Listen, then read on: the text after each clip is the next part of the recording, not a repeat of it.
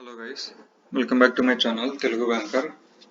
So నిన్నైతే మనకి IBPS clerk final result అయితే రావడం జరిగింది. Next RRB clerk final result కనుక చూసుకున్నట్లయితే ఈ వీక్ అయితే వచ్చే ఛాన్స్ ఉంది, ఫ్రైడే అలాగా.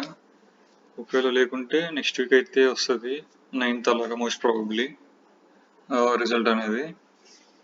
సో నిన్న మనకి ఐబీపీఎస్ క్లర్క్ ఫైనల్ రిజల్ట్లో కట్ ఆఫ్స్ చూసుకున్నట్లయితే చాలా హై అయితే వెళ్ళాయి కట్ ఆఫ్స్. సో ఎవరు ఎక్స్పెక్ట్ చేయలేదు అంత హై వెళ్తాయని కట్ ఆఫ్స్. దీనికి రీజన్ కనుక చూసుకున్నట్లయితే ఈసారి చాలామంది 2 మార్క్స్ క్వశ్చన్స్ అయితే మంచిగా అటెంప్ట్ చేశారు, క్వాంట్స్లో కానీ రీజనింగ్లో కూడా. ఇంకా 1 మార్క్కి కొంచెం టైం అయితే పడతాయి రీజనింగ్లో, ఇన్పుట్ అవుట్పుట్ కానీ డైరెక్షన్ డిస్టెన్స్ క్వశ్చన్ కానీ. ఎవరైతే ఫస్ట్ 2 మార్క్స్కి స్టార్ట్ చేసి స్ట్రక్ కాకుండా చేశారో వాళ్ళైతే మంచిగా అయితే పెట్టారు రీజనింగ్లో. క్వాంట్స్లో కూడా సేమ్ 2 మార్క్స్కే బాగా పెట్టారు చాలామంది. సో ఆర్ఆర్బీ క్లర్క్లో కూడా ఇంత హై కట్ ఆఫ్ వెళ్తుందా అంటే ఇక్కడైతే డిఫరెంట్ సినారియో మనకి.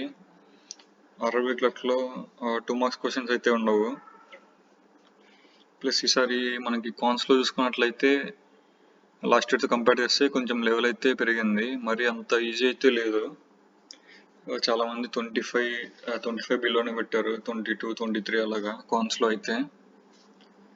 రీజనింగ్లో కూడా మరి 40 అయితే ఎవరు పెట్టలేదు, చాలామంది 30-32 ఆ రేంజ్లో అయితే పెట్టారు రీజనింగ్లో.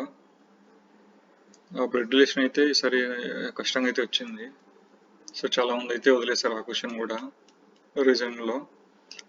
నెక్స్ట్ ఇంగ్లీషు, కంప్యూటర్ అవేర్నెస్ చూసుకున్నట్లయితే ఈ 2 సెక్షన్స్ అయితే ఈజీగా అయితే వచ్చాయి ఈసారి. ఇంకా జిఏ అయితే మోస్ట్లీ స్టాటిక్ క్వశ్చన్స్ అయితే వచ్చాయి, మరి అంత ఈజీ అయితే లేదు జిఏ కూడా. సో హై కట్ ఆఫ్ వెళ్తుందా అంటే మరి ఎగ్జాక్ట్గా అయితే చెప్పలేము. సో రిజల్ట్ వచ్చేంత వరకు అయితే వెయిట్ చేయాలి. సో మళ్ళీ రిజల్ట్ వచ్చాకైతే నేను వీడియో అయితే చేస్తాను. సో మీ ఒపీనియన్ అయితే కమెంట్స్లో అయితే మెన్షన్ చేయండి. ఇంకా ఛానల్ని ఎవరైతే సబ్స్క్రైబ్ చేసుకోలేదో please to subscribe to channel.